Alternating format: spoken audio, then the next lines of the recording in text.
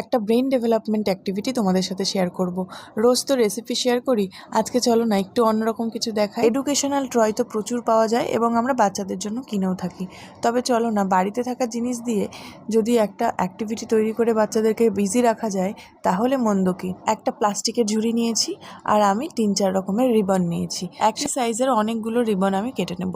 এটা বানাতে কিন্তু বেশি একটা সময় লাগবে না, অল্প একটু সময় দিলেই কিন্তু এইরকম একটা অ্যাক্টিভিটি বাচ্চাদের জন্য রেডি করে রাখা যাবে।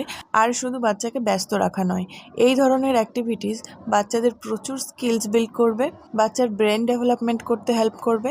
দেখো আমি রিবনগুলো কেটে নিয়ে এইভাবে কিন্তু রিবনগুলোকে এর মধ্যে ঢুকিয়ে দিলাম। রিবনগুলো সাইজ করে কাটতে 1 দিন লাগবে।